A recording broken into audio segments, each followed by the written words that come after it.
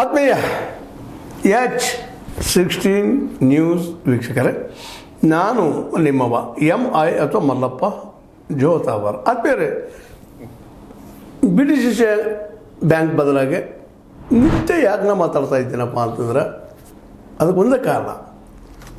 ಇಲ್ಲಿ ಮತದಾರ ಜಾಗೃತ ಆಗಬೇಕಾಗಿದೆ. ರೈತ ಮತದಾರ ರೈತನಿಗಾಗ್ಯದ. ಇದೇನಿದ್ರು ಇವತ್ತು 40 ಲಕ್ಷಕ್ಕೂ ಅಧಿಕ ರೈತರ ಕಾಳಜಿ ಇಲ್ಲದ. ಇಷ್ಟೆಲ್ಲ ಜನರಿಗೆ ಈ ಬ್ಯಾಂಕ್ ಆಶ್ರಯದಾತ ಆಗ್ಯದ, ಆರ್ಥಿಕವಾಗಿ ಬೆನ್ನೆಲುಬಾಗ್ಯದ. ಒಬ್ಬರಲ್ಲ ಇಬ್ಬರ 40 ಲಕ್ಷ ಜನ ಜಲ್ದಿ ಆಯ್ತು ಅಂತ. ಇಲ್ಲಿ ನಾವು ಗಮನಿಸಬೇಕಾಗಿದ್ದು, ಈ ರೈತರಿಗೆ ಹೆಲ್ಪ್ ಆಗಬೇಕು, ಇವರಿಗೆ ಮೋಸ ಆಗಬಾರ್ದು ಯಾರಿಂದನೂ ಅನ್ನೋದಕ್ಕಾಗಿ ಮೊದಲೇ ಇದು ಗುರಿ.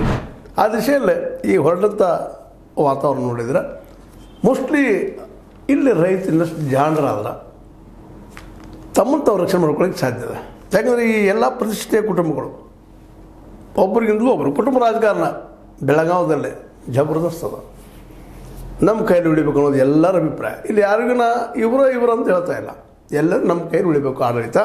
ನಾವು ಹೇಳಿದಂಗೆ ರೈತರಿಗೆ ಕೇಳಬೇಕು. ನಾಳೆ ನಮ್ಮ ರಾಜಕೀಯ ಭವಿಷ್ಯಕ್ಕೆ ಅನುಕೂಲ ಆಗಬೇಕು.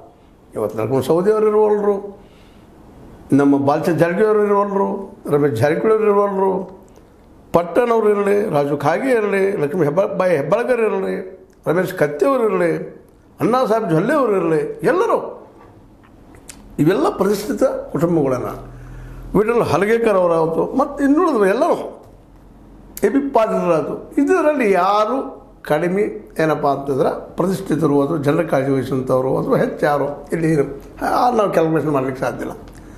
ಎಲ್ಲರದ್ದು ಒಂದು ಗುರಿ, ನಮ್ಮ ಕೈಯಲ್ಲಿ ಈ BDCC ಬ್ಯಾಂಕ್ ಉಳಿಬೇಕು, ನಮಗೆ ಬೇಕಾದಂಥ ಲೋನ್ ಸಿಗುವಂಥ ವ್ಯವಸ್ಥೆ ಆಗಬೇಕು.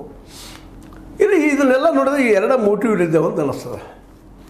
ಹೌದು, ತಮ್ಮ ಬೇಕು ಮಾಡಬೇಕು ಇಷ್ಟೆಲ್ಲ ಓಡಾಡ್ತಾ ಇದ್ದಾರೆ, ಪ್ರಯತ್ನ ಮಾಡ್ತಾ ಇದ್ದಾರೆ ಅಂದಾಗ ಸಹಜವಾಗಿ ರೈತರು ತಾವು ಹೇಳೋದು ಕೇಳಬೇಕು. ಜೊತೆಗೆ ರೈತರ ಕಾಳಜಿ ನಾವು ಮಾಡಿ ನಾವು ರಾಜಕೀಯದಲ್ಲಿ ಉಳಿಬೇಕು ಅನ್ನೋಂಥದ್ದು.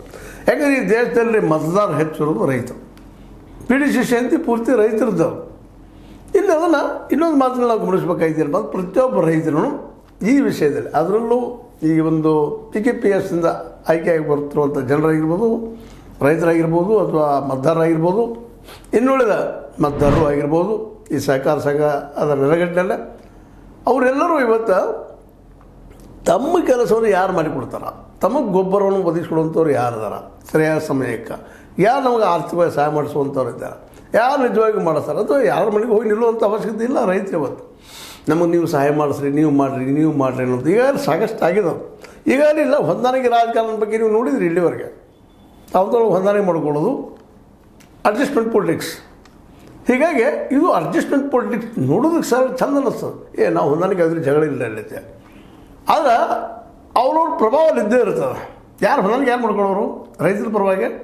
ಈ ಎಲ್ಲ ರಾಜಕಾರಣಿಗಳು ತಮ್ಮ ರಾಜಕೀಯ ಭವಿಷ್ಯ ನಿರ್ಮಾಣ ಮಾಡಿಕೊಳ್ಳುವಂಥವ್ರು, ತಮ್ಮ ನಂತರ ತಮ್ಮ ಮಕ್ಕಳು ಬರಲಪ್ಪ, ತಮ್ಮ ಕುಟುಂಬ ಬರಲಪ್ಪ ಅನ್ನುವಂಥವ್ರು. ಈ ಸಂದರ್ಭದಲ್ಲಿ ರೈತರಿದ್ದಂಥವ್ರು ನಮ್ಮ ಕಾಳಜಿ ಮಾಡುವಂಥವ್ರು ಯಾರಿದ್ದಾರೆ? ನಿಜವಾಗಿಯೂ ಜಾರಕಿಹೊಳಿ ಸಹೋದರರು ಮಾಡ್ತಾರ, ಎಲ್ಲ AB ಪಾಟೀಲರು ಮಾಡ್ತಾರ, ಕತ್ತೆಯವ್ರು ಮಾಡ್ತಾರ, ಲಕ್ಷ್ಮೀ ಹೆಬ್ಬಾಳ್ಕರ್ ಮಾಡ್ತಾರ, ಲಕ್ಷ್ಮೀ ಸೌದಿಯವ್ರು ಮಾಡ್ತಾರ, ಯಾರು ವಿಠಲ್ ಹಲಗೇಕರ್ ಅವ್ರು ಮಾಡ್ತಾರೆ, ಅಣ್ಣಾ ಸಾಹೇಬ್ ಜೊಲ್ಲೆ ಅವ್ರು ಮಾಡ್ತಾರೆ, ರಮೇಶ್ ಕತ್ತೆಯವ್ರು ಮಾಡ್ತಾರೆ. ಇದನ್ನು ಪ್ರತಿಯೊಬ್ಬ ಮತದಾರ, ರೈತ ಮತದಾರ ಗಮನ ಹರಿಸ್ಬೇಕಾಗಿದೆ. ಯಾಕಂದ್ರೆ ಇಲ್ಲಿ ಅನೇಕ ಒಳ್ಳೆಯ ಕೆಲಸಗಳಾಗಿದ್ದಾವೆ. ಎಲ್ಲ ನಾವು ಚಿಕ್ಕಿ ಮಾಡೋದ್ರಲ್ಲಿ ಏನೂ ಅರ್ಥಿಲ್ಲ. 500-500 ಕೋಟಿದಂಥದ್ದು ಒಂದು ಆಸ್ತಿಯನ್ನು ನಿರಂತರವಾಗಿ ಅದರ ಅಧ್ಯಕ್ಷರಾಗಿ ಜೊತೆಗಾರರನ್ನು ವಿಶ್ವಾಸ ತೆಗೆದುಕೊಂಡು ರಮೇಶ್ ಕತ್ತೆಯವರನ್ನು ಬೆಳೆಸಿದ್ದು. ಇವತ್ತು ಅದು 2024ರಾಗ 8,000 ಕೋಟಿ ದುಡಿಯುವ ಬಂಡವಾಳ ಆಗಿತ್ತು. 5,000 ಕೋಟಿಗೂ ಹೆಚ್ಚು ಅಧಿಕ ಸಾಲವನ್ನು ವಿತರಣೆ ಮಾಡಿತ್ತು. ದುಡಿಯುವ ಬಂಡವಾಳ 2,000 ಕೋಟಿ, 5,000 ಕೋಟಿ ಈಗ ಅದಕ್ಕೆ ಸಾಲ ವಿತರಿಸಿತ್ತು. 500ರಿಂದ ಇಲ್ಲಿ ತನಕ ತಂದಂಥದ್ದು. ಅದಕ್ಕೆ ನಾವು ಅವ್ರಿಗೆ ಕತ್ತೆಯವ್ರಿಗೆ ಅಡ್ಡಿ ಇಲ್ಲಪ್ಪ, ಒಳ್ಳೆಯದು. ಅವರಿಂದ ಹಂಗಂತ ಅವರೆಲ್ಲ ಪೂರ್ತಿಯಾಗಿ ಸರಿ ಇದ್ದಾರೆ ಅಂತ ಅವ್ರು ಹೇಳ್ತಾ ಇಲ್ಲ. ಅವ್ರು ರಾಜಕೀಯ ವಿರೋಧ ಅವ್ರು ಮಾಡ್ತಾಯಿರ್ತಾರೆ, ಟೀಕೆ ಮಾಡ್ತಿರ್ತಾರೆ. ಟೀಕೆಯನ್ನು ಸ್ವೀಕಾರ ಮಾಡಬೇಕಾಗ್ತದೆ. ತಪ್ಪುಗಳು ಅವರಿಂದ ಆಗಿರ್ಬೋದು, ಇಲ್ಲ ಅಂತಲ್ಲ, ಆಗಿರ್ತಾವ. ಅದೇ ಕಾಲಕ್ಕೆ ಇವತ್ತು ಯಾಕೆವರೆಲ್ಲ ತಪ್ಪು ಮಾಡಿದ್ದಾರೆ ಅಂತ ಹೇಳಿಕ್ಕಾಗೋದಿಲ್ಲ, ಒಳ್ಳೆ ಕೆಲಸಗಳು ಮಾಡ್ತಾಯಿದ್ದಾರೆ. ಅದೇ ಕಾಲಕ್ಕೆ AB ಪಾಟೀಲರು ಎಲ್ಲ ಕೆಲಸಗಳು ಒಳ್ಳೆಯದು ಅಂತಲ್ಲ, ಅವ್ರದ್ದು ಕೆಲವು ತಪ್ಪುಗಳಾಗಿರ್ಬೋದು, ಎಡವಟ್ಟುಗಳಾಗಿರ್ಬೋದು. ಅದರಲ್ಲೂ ಅವರು ಮತ್ತು ಕತ್ತೆಯವ್ರ ಮಧ್ಯದಲ್ಲಿದ್ದಂಥ, ಅಂದರೆ AB ಪಾಟೀಲ್ ಮತ್ತು ಕತ್ತೆಯವ್ರ ಮಧ್ಯದಲ್ಲಿದ್ದಂಥ ಒಂದು ಏನು ವೈರತ್ವ ಇತ್ತು, ಅದು ಎಷ್ಟೋ ಸಲ ಹಾನಿಗೂ ಕಾರಣ ಆಗಿರ್ಬೋದೇನೋ ಇತಿಹಾಸದಲ್ಲ. ಒಳ್ಳೆಯ ಕೆಲಸಗಳು ಆಗ್ಯದವ, ಅದ್ರ ಜೊತೆಗೆ ತಪ್ಪುಗಳು ಆಗ್ಯದವು. ಹೀಗಾಗಿ ಇದನ್ನೆಲ್ಲ ನಮ್ಮ ರೈತರು ಬಲ್ಲರು. ಅವ್ರಿಗೆ ಇವತ್ತು ಮತದಾನ ಹಾಕುವಂಥ ಅವಕಾಶ ಹೆಚ್ಚಾಗಲಿಕ್ಕೆ ಎಲ್ಲರೂ ಇವತ್ತು ನಾನು ನಿಲ್ತೀನಿ ರೀ, ರಾಜುಗಾಗಿ ಅಂತ ನಾವು ನಿಲ್ತೀವಿ, ಯಾಕೆ ಇಲ್ಬಾರ್ದು?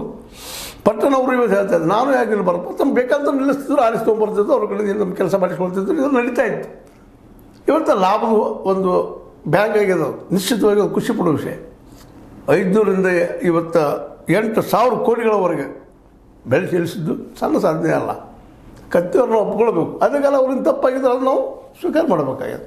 ಇನ್ನಷ್ಟು ಅವರನ್ನು ಜನಪರವಾಗಿ ಅವರಷ್ಟಂತೂ ಅವರಲ್ಲ, ಎಲ್ಲರೂ ತರುವಂಥ ಕೆಲಸ ಇವತ್ತು ನಮ್ಮ ಮತದಾರರು, ಪತ್ತಿನ ಮತದಾರರು, ನಿರ್ದೇಶಕರು ಇದರೆಲ್ಲ ಎಚ್ಚರಿಕೆಯಿಂದ ತಮ್ಮ ವಿಮರ್ಶೆ ಮಾಡಿಕೊಂಡು ಯಾರ ಕೈಯಲ್ಲಿ ಕೊಡಬೇಕಪ್ಪ, ಇದು ಯಾರ ಕೈಯಲ್ಲಿ ಸುರಕ್ಷಿತ ಆಗಿರ್ತದೆ, ಇನ್ನೂ ಬೆಳೀತದೆ ಅಂತೇಳಿ. ಸ್ವತಂತ್ರವಾದ ಮೀಡಿಯಾಗೆ ಬೇಕಾಗಿರುವುದು ಸ್ವತಂತ್ರ ಧ್ವನಿ. ಆ ಸ್ವತಂತ್ರ ಧ್ವನಿ ಉಳಿಸಲು ನೀವು ಮಾಡಬೇಕಾದದ್ದು ಇಷ್ಟೇ. ಅದೇನಪ್ಪಾ ಅಂತಂತಂದ್ರೆ ನಿಮ್ಮ ಕೈಲಾದಷ್ಟು ಸಹಾಯ ಈ ಚಾನಲ್ಗೆ ಮಾಡಿ ಹಾಗೂ ನಿಮ್ಮ ಧ್ವನಿಯನ್ನು ಕಾಪಾಡಿಕೊಳ್ಳಿ. ಈ ಎಲ್ಲ ಘಟನೆಗಳನ್ನ ಗಮನಿಸಿದಾಗ ಎಲ್ಲರೂ ಪ್ರಯತ್ನ ಮಾಡ್ತಾ ಇರೋದು ಅಲ್ಲೇ ದುಡ್ಡದ ಅದು ತಮ್ಮವ್ರಿಗೆ ಅನುಕೂಲ ಮಾಡಿಕೊಡ್ಬೇಕು ಅನ್ನುವಂಥ ಅಧಿಕಾರ ತಮಗೆ ಬರಲಿ ಅನ್ನುವಂಥದ್ದು ಅದ. ಜೊತೆಗೆ ಅದರಿಂದ ನಾವು ರಾಜಕೀಯವಾಗಿ ಹೆಚ್ಚು ಸರ್ವೈವ್ ಆಗ್ತೀವಿ, ಉಳಿತೀವಿ ಅನ್ನುವಂಥದ್ದು ನಿಶ್ಚಿತವಾಗಿಯೂ ಇಲ್ಲಿರೋದು ಸಹಜ. ಎಲ್ಲ ನನಗಾಗಿ ನನ್ನನ್ನು ಹಿಡ್ಕೊಂಡು ಹೇಳುವಂಥ ಮಾತು, ಪ್ರತಿಯೊಬ್ಬರು ನಾನು ಅಧಿಕಾರದಲ್ಲಿ ಉಳಿಬೇಕು ಅನ್ನೋದು ಎಲ್ಲರಲ್ಲೂ ಆಸೆ ಅದ. ಅದ್ರ ಜೊತೆಗೆ ಇನ್ನಷ್ಟು ಏನಾಗಬೇಕಾಗಿದೆಪ್ಪ ಅಂತಂದ್ರೆ ರೈತರಿಗೆ ಸಾಲ ಕೊಡ್ತಾ ಇದ್ದೀರಿ, ಎಲ್ಲ ಸರಿ. ಆದ್ರೆ ಇದ್ರ ಜೊತೆಗೆ ಈಗ ನಾವು ಹಿಂದೆ ಚರ್ಚೆ ಮಾಡಿದ್ದದ ನಮ್ಮ ಮುಂದಿಗೆ ಏನಪ್ಪ ಅಂದ್ರೆ ರೈತರು ಇದ್ದಿದ್ದವ್ರಿಗೆ ಆ್ಯಕ್ಚುಲಿ ದುಡಿತಾರೆ, ಊಟ ಮಾಡ್ತಾರೆ, ಒಂದು ಸಾಲ ಮಾಡ್ತಾರೆ, ಒಂದು ಸಾಲ ಹೇಳ್ತಾರೆ, ಮತ್ತು ಸಾಲ ಇಟ್ಕೊಳ್ತಾರೆ. ಹಿಂಗೆ ನಡೆದ ಬದುಕವರು. ಒಬ್ಬ ರೈತನ ದಿನದ ದುಡಿಮೆಗೆ 27 ರೂಪಾಯಿ ಅಂತ ಎಲ್ಲರಿಗೂ ಗೊತ್ತಿದ್ದ ವಿಷಯ ಅದ. ಇಲ್ಲಿ ಹೆಚ್ಚಿಗೆ ಲಾಭ ಮಾಡ್ಕೊಳ್ತಾರೆ ಶುಗರ್ ಫ್ಯಾಕ್ಟ್ರಿಯ ಅದರ ಕಬ್ಬು ಬೆಳೆಯುವಂಥ ಲಾಭ ಮಾಡ್ಕೊಂಡಿದ್ದಾರೆ, ಶುಗರ್ ಫ್ಯಾಕ್ಟ್ರಿಗಳು ಜನ ಲಾಭ ಮಾಡ್ಕೊಂಡಿದ್ದಾರೆ. ಹೆಚ್ಚಿಗೆ ಶುಗರ್ ಫ್ಯಾಕ್ಟ್ರಿಗಳು ಅದಕ್ಕೂ ಸರಿ ಸಾಲ ಕೊಟ್ಟಂಥದ್ದು ಅದಾವೆ ಇರಲಿ. ಆದರೆ ಅದರ ಜೊತೆಗೆ ಇಲ್ಲೇ ರೈತರಿಗೆ ಮಾರ್ಕೆಟ್ ಮಾಡೋ ದಿಶೆಯಲ್ಲಿ ಇವರೆಲ್ಲರೂ ಇವತ್ತು ಚಿಂತನೆ ಮಾಡಬೇಕಾಗಿದೆ. ರೈತರ ಜೊತೆಗೆ ರೈತರು ಮಾಡಬೇಕು, ಜೊತೆಗೆ ನಮ್ಮ ಇವತ್ತಿನ ಎಲ್ಲ ಪ್ರತಿಷ್ಠಿತ ಕುಟುಂಬಗಳ ರಾಜಕಾರಣಿಗಳು ಸಹಿತ. ಯಾಕಂದ್ರೆ ನೀವು ಲಾಭ ಮಾಡ್ಕೊಳ್ತಾ ಇದ್ದೀರಿ, ಅಧಿಕಾರ ಪಡಿತಾ ಇದ್ದೀರಿ, ಎಲ್ಲ ಮಾಡ್ತಾಯಿದ್ದೀರಿ, ನೀವು ಸ್ವಲ್ಪ ಇವ್ರಿಗೆ ಇನ್ನೊಂದು ಸ್ವಲ್ಪ ಹೆಲ್ಪ್ ಮಾಡಿ ಇವ್ರಿಗೆ ಇರ್ಬೋದು. ನಮ್ಮ AB ಪಾಟೀಲ್ ಹೇಳಿದಾಗ ತುಳುವರ ಕೈಯಲ್ಲಿ ಅಧಿಕಾರ ಕೊಡಬೇಡ್ರಿ ಅನ್ನುವಂಥ ಮಾತು ನಿಶ್ಚಿತದ. ಯಾಕಂತಂದ್ರೆ ಅನೇಕ ಸಹಕಾರ ಸಂಘಗಳು ಇವತ್ತು ದಿವಾಳಿದ್ದು ಹೋಗಿದ್ದಾವೆ. ಅಲ್ಲಿಯ ರಾಜಕಾರಣದಿಂದ ಅಲ್ಲಿ ಬೇಸತ್ತ ಏನೇನೋ ಮಾಡಿ ಯಾವ್ಯಾವುದು ದೊಡ್ಡ ದೊಡ್ಡ ಇನ್ಸ್ಟಿಟ್ಯೂಟ್ಗಳು ಗಾಯವಾಗಿದ್ದಾವೆ. ಸಹಕಾರ ತತ್ವ ನಿಜವಾಗಿಯೂ ಪ್ರಾಮಾಣಿಕವಾಗಿ ನಡೆದ್ರೆ ಅಪ್ಪನಗೌಡ ಪಾಟೀಲಂಥ ವ್ಯಕ್ತಿತ್ವವನ್ನು ಮೈರೂಡಿಸ್ಕೊಳ್ಳೋದು. ಅವ್ರ ಹೆಸರು ಹೇಳಿ ಬರೀ ಮುಂದೆ ಹೋಗೋದಲ್ಲ. ಅಪ್ಪನಗೌಡರು ಹಾಗೆ ಮಾಡಿದಿರಿ, ಹೀಗೆ ಮಾಡಿದಿರಿ, ಕಬ್ಬು ತಿಂದು ಹಾಕ್ತಾ ಇದ್ದೀರಿ, ಭಾಳ ಒಳ್ಳೆಯವರು ಇದ್ದೀರಿ, ಮತ್ತು ನೀವೇನಿದ್ದೀರಿ, ನೀವೇನು ಮಾಡ್ತಾ ಇದ್ದೀರಿ ಅನ್ನೋ ಸತಿ ಇವತ್ತು ಆ ರೈತರಿಗೆ ತಿಳಿಸಿ ಹೇಳಬೇಕಾಗಿದೆ. ಏನು ಮುಂದೆ ಮಾಡ್ಲಿಕ್ಕೆ ಹೊರಟಿದ್ರಿ, ಇನ್ನೂ ಎಷ್ಟು ಬೆಳೆಸ್ತಾರೆ ರೈತರನ್ನ? ರೈತರಿಗೆ ಯಾಕೆ ಮಾರ್ಕೆಟ್ ಕೊಡೋಕೆ ಆಗ್ತಾ ಇಲ್ಲ? ಎಲ್ಲರಿಗೂ ಎಲ್ಲ ರಾಜಕಾರಣಿಗಳು ಇವತ್ತು ಸಿದ್ದರಾಮಯ್ಯ ಹಿಡ್ಕೊಂಡು, ಮೋದಿಯವ್ರು ಹಿಡ್ಕೊಂಡು ಎಲ್ಲ ಪಕ್ಷಗಳು ಕೇಳ್ತಾ ಇದ್ವಿ, ಎಲ್ಲ ರಾಜಕಾರಣಿ ಕೇಳ್ತಾ ಇದ್ವಿ, ಯಾಕೆ ರೀ ಅವ್ರಿಗೆ ಮಾರ್ಕೆಟ್ ಕೊಡಲಿಕ್ಕೆ ಆಗ್ತಾಯಿಲ್ಲ? ಪ್ರತಿ PKPSಗೆ ಅಥವಾ ಗ್ರಾಮ ಪಂಚಾಯತಿಗೆ ಒಂದು ಗೋಡಾವನ್ ಕಟ್ಟಿಸಿಕೊಟ್ಟು ಅಲ್ಲೇ ಮಾರ್ಕೆಟ್ ಯಾಕೆ ಬಳಸೋಕೆ ಆಗ್ತಾಯಿಲ್ಲ? ಸಾಕಷ್ಟು 40% ಎಲ್ಲ ಪಾರ್ಟಿಗಳು ತಿಂತಾ ಇದ್ದಾರೆ ರೋಡ್ಗಳು ಮಾಡೋರೆ, ಮತ್ತೆಲ್ಲ ಮಾಡೋರೆ. ಆ 40% ತಿನ್ನಿರಿ, ನೀವು ಬೆಳೀರಿ. ಅದು ರೋಡ್ಗಳು ಮಾಡಿಕೊಟ್ರಪ್ಪ ಅಂದರೆ ವ್ಯಾಪಾರಸ್ಥರಲ್ಲೇ ಬರ್ತಾರಲ್ಲ, PKPSಗೆ ಬಂದು ಹೋಯ್ತಾರಲ್ಲ, ಆ ವ್ಯಾಪಾರಸ್ಥರು ಬಂದಿಲ್ಲ, ಗ್ರಾಮ ಪಂಚಾಯತ್ ಬಂದು ಹೋಯ್ತಾರಲ್ಲ, ಅಲ್ಲಿ ನಮ್ಮ ಹಳ್ಳಿ ಹುಡುಗರು ಉದ್ಯೋಗ ಸಿಗ್ತದಲ್ಲ. ಇದು ಸರಳ ಸಿದ್ಧಾಂತ ಅಲ್ರಿ. ಇದನ್ನ ಯಾಕೆ ನೀವೆಲ್ಲ ಚರ್ಚೆ ಮಾಡ್ತಾ ಇಲ್ಲ? ನೀವು ಅಧಿಕಾರ ತೊಗೊಳ್ರಿ. ಯಾಕಂತಂದ್ರೆ ಒಬ್ಬ ಸಾಮಾನ್ಯ ರೈತರಿಗೆ ಸಾಧ್ಯ ಇಲ್ಲ ಕಾಂಪಿಟೇಷನ್ ಮಾಡೋದು. ಇವತ್ತು ದುಡ್ಡು ಹಂಚಿ ದುಡ್ಡು ತೊಗೊಳ್ಳೋಂಥದ್ದು ನಾವು ನೋಡ್ತಾ ಇದ್ವಿ. ರಾಜಕಾರಣ ಅಂದ್ರೆ ರೊಕ್ಕ ಹಾಕೋ ರೊಕ್ಕ ತೆಗೆದು ಈಗ ದುಡ್ಡು ಹಂಚಿ ಶುರುವಾಗಿದ್ದು ಕೇಳ್ತಾ ಇದ್ವಿ. ಆರೋಪ ಮಾಡ್ತಾ ಇದ್ದಾರೆ, ಒಬ್ರಿಗೊಬ್ರು ಆರೋಪ ಮಾಡ್ತಾ ಇದ್ದಾರೆ, ಒಬ್ರಿಗೊಬ್ರು ಆರೋಪ ಮಾಡ್ತಾರೆ ಅಂತಾರೆ. ಮೊದಲು ಅಲ್ಲಿ ನೋದಂತ ದಾಲ್ ಮೇ ಕುಚ್ ಕಾಲ ಹೇ, ಎರಡೂ ಬದಿಯ ಜನ ಮಾತಾಡ್ತಾ ಇದ್ದಾರೆ. ಒಬ್ಬರು ತುರುಳಿಕೆ ಅಧಿಕಾರ ಕೊಡಬೇಡ ಅಂತಾರೆ, ಇನ್ನೊಬ್ರು ರಾಕ್ಷಸರ ಅಂತಾರೆ, ಇನ್ನೊಬ್ರು 600 ಕೋಟಿ ರೂಪಾಯಿ ಸಾಲ ಮಾಡ್ತಾರೆ ಅಂತ ಹೇಳ್ತಾ ಇದ್ದಾರೆ. ಒಬ್ರಿಗೊಬ್ರು ಆರೋಪ ನಡೆದು ಆರೋಪ ಪ್ರತ್ಯಾರೋಪ ಅಂತಾರೆ. ಇದರರ್ಥ ಅಲ್ಲಿ ಭ್ರಷ್ಟಾಚಾರ ನಡೀತಾ ಇದೆ ಅನ್ನೋದು ಸ್ಪಷ್ಟ ಆಗ್ತದೆ. ಅವ್ರ ಬಾಯಿಂದ ನಾವು ಹೇಳ್ತಾ ಇಲ್ಲ, ಅದನ್ನು ಅವ್ರು ಹೇಳ್ತಾ ಇದ್ದಾರೆ. ಅದಕ್ಕೆ ಇವತ್ತು ರೈತರಿಗೆ ಕೇಳೋದು ಇಷ್ಟ, ನಿಮಗೆಲ್ಲ ಯಾಕೆ ನೀವು ಮಾರ್ಕೆಟ್ ಕೇಳ್ತಾ ಇಲ್ಲ? ಸರ್ಕಾರ ಬಿಟ್ಟುಬಿಟ್ರೆ ಸರ್ಕಾರ ಮಾಡ್ತದೆ ಗೊತ್ತಿಲ್ಲ. ಯಾಕಂದರೆ ಇಲ್ಲಿವರೆಗೆ ಸರ್ಕಾರ ಮಾಡಿಲ್ಲ, ಮಾಡೋದಿಲ್ಲ ಅನ್ನಿಸ್ತದೆ ನೋಡಿ. ಯಾಕಂದರೆ ಇಲ್ಲಿ ವ್ಯಾಪಾರಿ ವರ್ಗದ ಬಗ್ಗೆ ಆಗಲಿ ಇನ್ನೊಬ್ಬರ ಬಗ್ಗೆ ಕಾಳಜಿ ಅದಾವೆ. ಅವ್ರಿಗೆ ಪಾರ್ಟಿ ಫಂಡ್ ಯಾರು ಕೊಡೋದಲ್ಲ, ಅವ್ರ ಬಗ್ಗೆ ಕಾಳಜಿ ಇದೆ ಅವ್ರಿಗೆ. ಎಲ್ಲರಿಗೂ ಅನ್ನ ಹಾಕುವಂಥ 5 kg ಅಕ್ಕಿ ಕೊಡುವಂಥ 10 kg ಅಕ್ಕಿ ಕೊಡುವಂಥ ರೈತರ ಬಗ್ಗೆ ಏನು ಕಾಳಜಿ ಯಾರಿಗಿಲ್ಲ. ನಾವು ಕೊಡ್ತಿದ್ವಿ ಅಂತ ಹೇಳ್ತಾರೆ ಪ್ರತಿಯೊಬ್ಬ ಸರ್ಕಾರದವರು. ಅದಕ್ಕೆ ಸಹಕಾರ ಸಂಘದ ಮೂಲಕ ವ್ಯಾಪಾರವನ್ನು ಶುರು ಆಗುವಂಥದ್ದು, ರೈತರಿಗೆ ನೇರವಾಗಿ ಮಾರ್ಕೆಟ್ ಸಿಗುವಂಥದ್ದು. ಯಾಕೆ ಅವರಿಗೆಲ್ಲ ಪರಿಸ್ಥಿತಿ ಕುಟುಂಬದವರು ಎ ಬಿ ಪಾಟೀಲರಾಗಲಿ ವಿಠಲ್ ಹರಿಗೇಕರ್ ಅವರಾಗಲಿ ಅಣ್ಣಾ ಸಾಹೇಬ್ ಜೊಲ್ಲೆ ಆಗಲಿ ರಮೇಶ್ ಕತ್ತಿ ಆಗಲಿ ಸತೀಶ್ ಜಾರಕಿಹೊಳಿ ಅವರಾಗಲಿ ಲಕ್ಷ್ಮೀಬಾಯಿ ಹೆಬ್ಬಾಳ್ಕರ್ ಅವರಾಗಲಿ ಅಶೋಕ್ ಪಟ್ಟರ್ ಆಗಲಿ ಅದ್ರ ಜೊತೆಗೆ ನಮ್ಮ ಬಾಲಚಂದ್ರ ಜಾರಕಿಹೊಳಿ ಅವರಾಗಲಿ ಎ ಬಿ ಪಾಟೀಲ್ ಅಂತ ಹೇಳಿದ ಈಗಾಗಲಿ ಇವರೆಲ್ಲರೂ ಕೂಡ ಈ ದಿಶೆ ಚಿಂತನೆ ಮಾಡಿ ಇದನ್ನು ದುಡಿಸಿದ್ರೆ ಇನ್ನೂ B D C C bank ಎತ್ತರಕ್ಕೆ ಹೋಗ್ತದೆ ಒಂದು ಹೊಸ ಮಾರ್ಗವನ್ನು ರೈತರು ಕೊಟ್ಟಂಗೆ ಆಗ್ತದೆ ಮತ್ತು ಮಾರ್ಕೆಟ್ ಅವ್ರಿಗೆ ಕೊಟ್ಟರೆ ರೈತ ನಿಶ್ಚಿತವಾಗಿಯೂ ಈವನ್ ಅಮೇರಿಕಾದಲ್ಲೇ ಇನ್ನೂ ಎಲ್ಲ ದೇಶಗಳು ರೈತ ವಿಫಲಾಗಿದ್ದಾರೆ ಅವ್ರು ಪಾಪ ಸಬ್ಸಿಡಿ ಕೊಡ್ತಾ ಇದ್ದಾರೆ ರೈತಗೆ ಯಶಸ್ವಿ ಆಗಿಲ್ಲ ಕಾರಣ ಯಾಕಂದರೆ ಅವ್ರ ಕೈ ಮಾರ್ಕೆಟಲ್ಲಿ ಯಾರು ಕೈ ಕೊಟ್ಬಿಟ್ಟಿದ್ದಾರೆ ಈವನ್ ಇಂಗ್ಲೆಂಡಲ್ಲಿ ಹಾಲು ಉತ್ಪಾದಕರಿಗೂ ಸಹಿತ ಅಲ್ಲಿ ಸಬ್ಸಿಡಿ ಕೊಡ್ತದೆ ಗೌರ್ಮೆಂಟ್ ಅಮೇರಿಕಾ ಅಂತೂ ವರ್ಷಕ್ಕೆ 52 ಲಕ್ಷ ರೂಪಾಯಿಗಳನ್ನು ನಾವು ಡಾಲರ್ಗಳನ್ನು ಅಲ್ಲಿ ಸಬ್ಸಿಡಿ ಕೊಡ್ತದೆ ಇದೆಲ್ಲ ಇಷ್ಟ ಅಲ್ಲಿ ಎಲ್ಲ ಕಡೆ ರೈತ ಸೋಲುವಂಥದ್ದು ಲಾಸ್ನಲ್ಲಿದ್ದಾರೆ ಇದಕ್ಕೆ ಕಾರಣ ಅಂದರೆ ಓಪನ್ ಮಾರ್ಕೆಟು ಖಾಸಗೀಕರಣ ಇವೆಲ್ಲ ಕಾರಣಗಳು ಅದಕ್ಕೆ ಈ ದಿಶೆಯಲ್ಲೇ ನಮ್ಮೆಲ್ಲ ನಾಯಕರು